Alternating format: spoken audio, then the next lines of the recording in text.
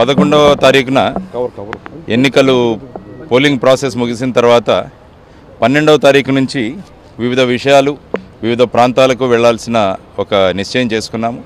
అందుకనే 12వ తారీఖు ఉదయం హార్బర్కి వెళ్ళి మత్స్యకారులని కలవడం జరిగింది. వాళ్ళ సమస్యల గురించి ఆల్మోస్ట్ ఒక 2 గంటలు వివిధ సమస్యల గురించి వాళ్ళతో చర్చ, ఆ తర్వాత అక్కడి పరిస్థితులు ఎలా మెరుగుపరచాలన్న ఒక దీంతో వెళ్ళాం. ఈరోజు ఇక్కడికి రావడం జరిగింది మన బీచ్.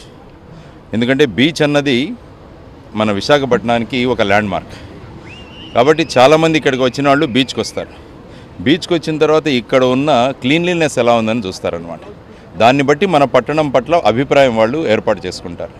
ఓహో, విశాఖపట్నం కూడా ఇలాగైనా బీచ్లన్నింటిలో చెత్త ఉంటుందా అన్నది ఆ అభిప్రాయాన్ని మనం తీసుకువెళితే విశాఖవాసులుగా మన నగరానికి మన పట్టణానికి మనం సక్రమంగా చేయట్లేదని అనిపిస్తుంది. దాంతో ఈరోజు మొత్తం మా మిత్రులు, తర్వాత వచ్చేసి మా ఎమ్మెల్యే అభ్యర్థులు ఇద్దరు ఉన్నారు ఇక్కడ, గిరిధర్ గారు, తర్వాత వచ్చేసి ఉషా కిరణ్ గారు, ఇంకా ఎంతోమంది శ్రేయోభిలాషులు వీరంతా ఇక్కడికి వచ్చి ఈరోజు ఒక క్లీన్ చేద్దాం. నా ఇంకొక ఉద్దేశం ఏంటంటే జుహూ బీచ్ క్లీనింగ్ గ్రూప్ అని ఒకటి ఉంది బాంబేలో.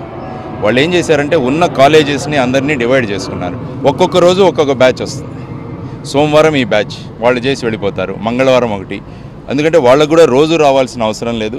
తర్వాత వాళ్ళ టర్న్ నెలకు ఒకసారి వస్తుంది. కాబట్టి ఏ రోజైతే వాళ్ళ టర్న్ ఉందో ఆ రోజు పెద్ద సంఖ్యలో వాళ్ళు వచ్చి మొత్తం క్లీన్ చేసి వెళ్ళిపోతారనమాట. కాబట్టి అటువంటి కాన్సెప్ట్ను కూడా మనం విశాఖపట్నంలో తీసుకురావాలన్నది మా ఉద్దేశం. తర్వాత ప్రజలకు కూడా ఈ శుభ్రత గురించి దీని గురించి కూడా కొద్దిగా అవగాహన కల్పించడం. ముఖ్యంగా మేము ఇప్పుడు శుభ్రం చేసిన ప్రాంతంలో ప్లాస్టిక్ స్పూన్లు చాలా అధిక సంఖ్యలో కనపడ్డాయన్నమాట. కాబట్టి ఈ ప్లాస్టిక్ స్పూన్లను ఏ విధంగా మనం అరికట్టాలి, ఇది ఎవరైతే అమ్ముతున్నారో వాళ్లకు, తర్వాత ఇక్కడ వచ్చిన పర్యాటకులకు కూడా దీని గురించి అవగాహన కల్పించాలి. ఎందుకంటే ప్లాస్టిక్ అన్నది ఒక మహాభూతంలాగా మనకు తయారైంది.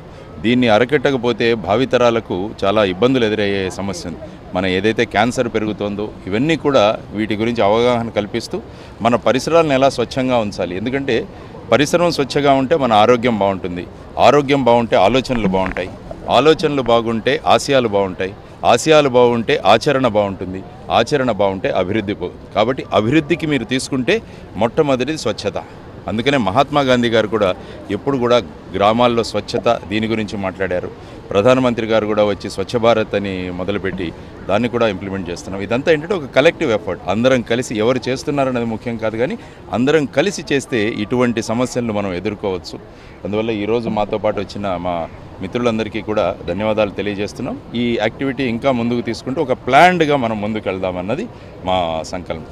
ఏరియా అలాట్ చేద్దాం, లేకుంటే టీమ్ ఏ టీమ్ బి అనుకుంటూ ఎవరు క్లీన్గా పెడతారో వాళ్లకు ఆ టీము కూడా మనం అవార్డ్స్ ఇచ్చేటట్టు కూడా పెడితే ఒక కాంపిటేటివ్ స్పిరిట్ వచ్చి వాళ్ళు కూడా బాగా చేస్తారన్నది మా అభిప్రాయం.